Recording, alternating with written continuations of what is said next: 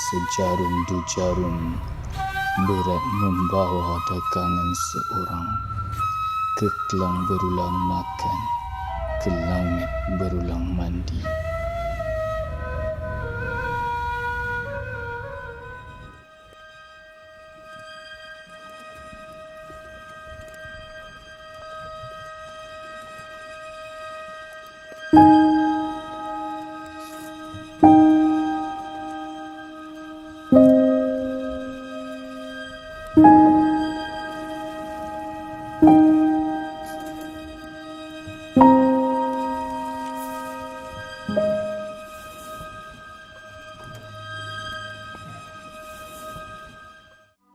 Dassault, in the midst of early development of the south region of Klang, Selangor, Gedung Raja Abdullah Building was completed in 1857 during the peak of tin ore mining era in Tanah Melayu. The walls of the first Selangor Stone Masonry Warehouse building had witnessed thousands of stories that had molded Klang, its culture, and its community. Located at the west coast of Peninsular Malaysia, Selangor sits overlooking the Malacca Straits.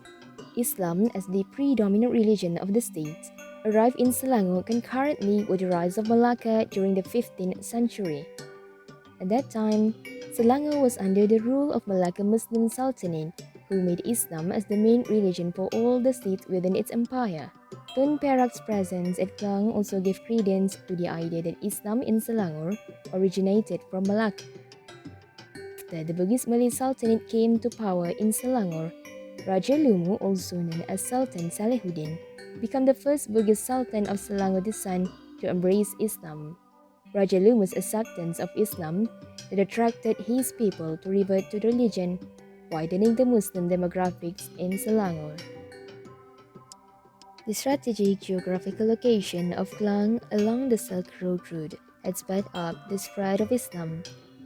Muslim traders from various continents preach about Islam to the locals and further propagate the religious message through intermarriage. Democratic marriage between aristocrats of different kingdoms also contributed to the flourishing of Islam. Thus, Islam strengthened its base in Selangor, adding more Muslim communities. As a result, Islamic teachings are gradually being assimilated into the local culture.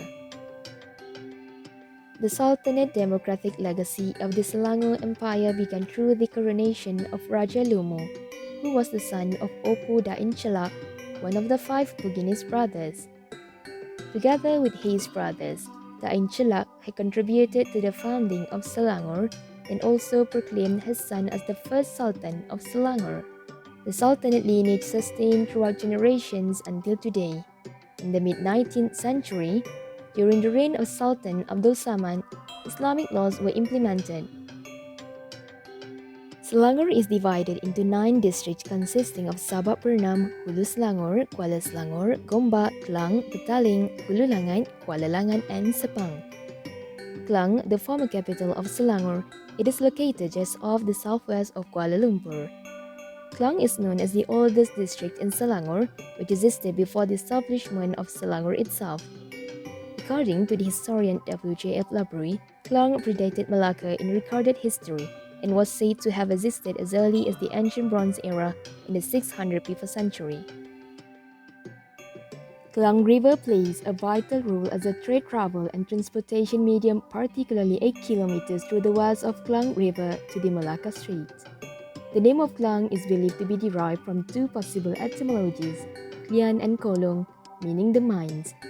Klian refers to the mining activities and site for mining, while Pai Kolang is defined as to seek one's fortune in the gold and tin ore mines across the Chersonesus area. The story began in 1838 during the reign of Sultan Muhammad Shah. The ever opulent tin ore industry went through downfall whilst he and his people were seeking for new capitals to initiate the tin ore mining lands up on the Klang River, but they ended up in stalemates. The Sultan had hired many workers and loaned money from both Europeans and Chinese traders, which eventually trapped himself into huge debts. Raja Juma'an, the son of Raja Ja'far, a noble aristocrat from Riau, Sumatra, had helped Sultan Muhammad in paying off the debts. In return, Sultan Muhammad granted Klang to the brother of Raja Jumaat, Raja Abdullah. Upon the appointment of Raja Abdullah as the chief of Klang, he had brought along 80 mining laborers from Lukut to search for the mining land. The search mission was successful as they discovered mining land in Kuala Lumpur and Ampang. The tin mining industry had advanced since then until a nightmare happened. Raja Abdullah was one of the prominent figures in the history of Klang. He was a Bugis descent from Riau who initially settled in Lukut. As the tin mining activities flourished in Klang, Raja Abdullah decided to settle down in Klang.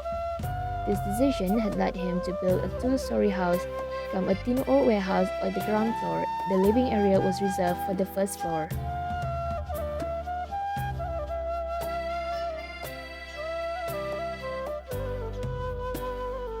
Klang district is known as the royal city of Selangor because of its historical royal narrative of the past.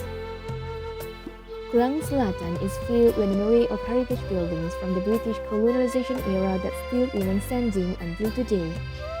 They represent the local architectural heritage of the past.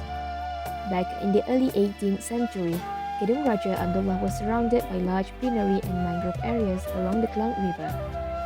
Over time, the urban context had gone through a series of morphological evolution. Many shop houses were built along the railway lines, inhabited mostly by the Chinese community, who were actually involved in the early mining activities.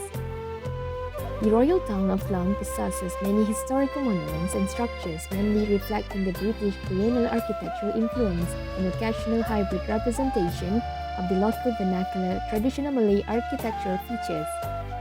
However, today, in exchange for modernity, some of these historic buildings and structures have disappeared, which it has actually become a threat to the historical township image and identity. Based on research findings, some of the historical monuments that has been demolished from South Klang include Sekolah Pangkalan Batu, Klang District Hospital, the Mahkota Puri Palace, former Post Office Klang, the original Masjid India Klang, the Maxwell Clock Tower, the Belfield Bridge, including the Madras Bridge and the Sydney Bridge.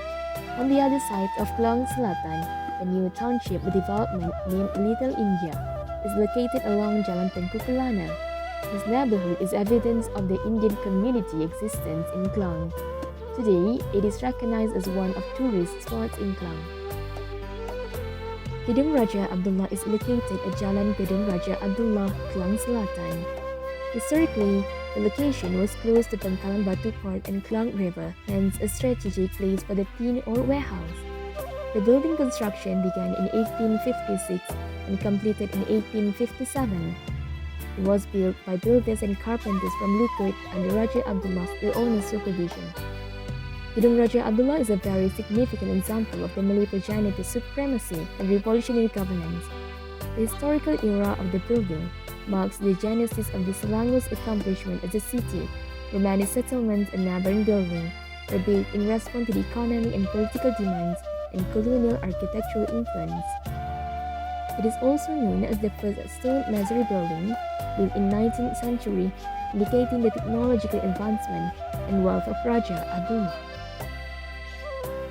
Gedung Raja Abdullah as a warehouse was used to store the tin ores before being processed prior to being exported. The harvested tins, tied in sack bags, will be kept first at the warehouse before the next process.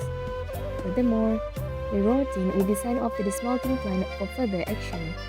The smelted tin would then be stored again at the gedung and finally traded at Pangkalan Batu by local and international traders from all over the world. Pangkalan Batu is believed to be located close by to the front of Gedung Raja Abdullah along the Klang River under the Belfield Bridge. Through time, due to the shallow waters of Klang River, the old trading port was relocated to the Port Swettenham, later known as Port Klang. Many infrastructures were built along with the tin mining industries such as roads and railways. In 1880, railway connecting Klang and Kuala Lumpur was built to ease the transportation of the tin ore product. In addition, other public buildings such as school, hospitals, post office and courthouse were built due to the establishment of the then new township. For instance, Sekolah Pangkalan Batu, built in 1885, was believed to be located beside Gedung Raja Abdullah with similar architecture style as the gedung. In essence, Gedung Raja Abdullah that created job opportunities for the locals and foreign workers became the catalyst for multicultural society living in Klang. Amidst the summit of the tin ore industry in Klang, the situation had dramatically changed during the occurrence of the Civil War. Whilst the tin industry was flourishing in Klang, the war broke in 1866 as a result of Raja Mahdi's dissatisfaction over Raja Abdullah's authority of Klang as a reward from his father, Sultan Muhammad, as he disputed Raja Abdullah was only an immigrant from Riau and ineligible to rule Klang. The Civil War was a battle amongst relatives that happened due to the usurpation of the throne and property. Raja Mahdi, who was the descendant of Sultan Muhammad, envied Raja Abdullah for the title and post he received from the Sultan as the chief of Klang. Hence, Raja Mahdi was displeased with Raja Abdullah as he received so much profitable revenues from the tax collection of tin mining activities. The situation became wild and out of control that made him decide to move out from the Gedung with his family members to Melaka. In 1880, the descendants of Raja Abdullah decided to sell off Gedung Raja Abdullah to the British government for $3,000. The Civil War event had somehow caused significant functional changes to Gedung Raja Abdullah. The west elevation of the building facing the fort of Raja Mahdi was cannon and the roof structure of the building was badly damaged. Sejarah Gedung Raja Abdullah ni, Raja Abdullah tu sendiri satu nama besar bagi Negeri Islam. Raja Abdullah ni dia kira pembesar. Dia Raja Abdullah bin Raja Jafar. Jadi banyaklah kajian-kajian yang memang kita tengok apabila 1957 tu permulaan biji timah tu sebenarnya dah aktif di Selangor. Sebab tu wujudnya Gedung Raja Abdullah tu. Gedung Raja Abdullah tu adalah sebenarnya rumah kediaman Raja Abdullah tu sendiri. Dia dua tingkat. Kalau kita tengok situ dia ada dua tingkat. Bahagian bawah tu sebenarnya simpanan barang-barang tu hasil timah. As prominent structures of the past, many historical buildings are architecturally related to Gedung Raja Abdullah. One of them is Raja Jumaat's Palace in Lukut due to its similarity in architecture style, workers' origin, and biological connection. Within the buildings honored Raja Jumaat and Raja Abdullah, who were siblings. Interestingly, Raja Jumaat's Palace has the most similar Dutch architecture styles and design elements with Gedung Raja Abdullah. However, Raja Jumaat's Palace no longer exists as the building had been mysteriously demolished. At Gedung Raja Abdullah, many historical and significant events had taken place which had affected the evolutions undergone. Gedung Raja Abdullah had changed its functions multiple times from its initial functions as a residence and go down as of 1857. Few years later, in 1866, the building was utilized as a port and changes were made in the roof structure. The existing thatch roof was changed to clay tiles in order to strengthen its function as a fortress during the occurrence of the Klang Civil War. After the Civil War ended, in 1874, Gedung Raja Abdullah functioned as the Selangor State Government Office. The highlight of Gedung Raja Abdullah's usage as a government office was in 1877, where it was used as a meeting place among Tengku Kudin and the British representative. In 1880, Gedung Raja Abdullah once again changed its function as a police station. The police station recorded the longest function of Gedung Raja Abdullah for 100 years. After the police moved out in 1980, Gedung Raja Abdullah was disowned and left abandoned for 4 years before being foreclosed by the National Heritage Trust in 1984. The National Heritage Trust made some major renovations and restorations in the building to use it as a mini museum. They added timber fencing, lattice screens, and levers to provide privacy for the building, as the adjacent building was built too close to it. Toilets and stores were added to the structure to meet the functional needs of the building. Later, in 1999, Perbadanan Adat Melayu dan Warisan Negeri Selangor, also known as PADAT, took over the building from the National Heritage Trust of Malaysia. In 2020, it marks the 21 years of Gedung Raja Abdullah under the surveillance and supervision of PADAT. Space planning of Gedung Raja Abdullah had been evolving from time to time based on its functional changes. In 1857, when the building was used as a residence and godown, the planning was composed of a storage for tin ores and residence. 2 wells were believed to be located at the back of the building for personal usage and connected to the living space on the first floor. The ground floor spaces become public areas for the workers, but the tin ore storage was semi-private zones to the public zones. Then in 1880, the building had changed its function from a fort during the Civil War to a police station starting from 1880 and it lasted for a century. At the ground floor level, on the main entrance an opening was connected to a semi-private space, which was the office room near the staircase. This office was connected to another office room, while lock-up cells were located beside the offices and the additional annex was utilized as lock-up cells and toilets. At the back of the building, there were toilets and a utility room for the officers, while on the first floor, it became a private area serving the function of offices for various departments. During the year 1985, major changes were done to the interior space of Gedung Raja Abdullah as it became a mini museum after it was taken over by the National Heritage Trust in 1984. The building had undergone several restorations and renovations as it had been abandoned for several years. Since Gedung Raja Abdullah had changed its functions as tin ore museum, its interior spaces had served as a display room, office, cafeteria, server, toilet, and store on the ground floor level, and the first floor was more of a public display rooms. Currently in 2020, several restoration and interior changes have been made to Gedung Raja Abdullah after Padat took over the building to be under their surveillance and supervision from the National Heritage Trust of Malaysia in 1999. This time, the building's function is changed into a museum. From the main entrance of the ground floor, showrooms are connected to each other separated by the openings. At the first floor level, the space is fully utilized as a showroom with the centuries old original surrounding veranda. The open space above the ground floor annex next to the showroom has also been renovated with a glass door and frame wall which soon will be air-conditioned room. Architecturally and structurally, Gedung Raja Abdullah portrays many features of the Dutch colonial along with the vernacular architecture. The foundation of Gedung Raja Abdullah made use of the strip foundation which was commonly used in most Dutch architecture masterpieces. The use of strip foundation was also due to the soil structure of its geographical context next to the Klang River. The soil in the area is found to be sandy, leaving the strip foundation as the most suitable choice then. The size and position of the strip foundation was placed consistently to the overall width of the building's load-bearing wall. In terms of framings and joineries, Gedung Raja Abdullah had mostly utilized timber constructions. The timber joints used tongue and groove methods, namely tanggam buaya, gelegar, and tetupai. These joineries are basically connecting two parts of wood that are connected to ensure the connections are firm and strong. Each type of the joineries are used for different purposes. For example, tanggam buaya is used to connect two pieces of old and new timbers. It is commonly seen in the roof beams of Gedung Raja Abdullah. Gelegar and tetupai is a different technique used to connect a new piece of timber with existing old timber.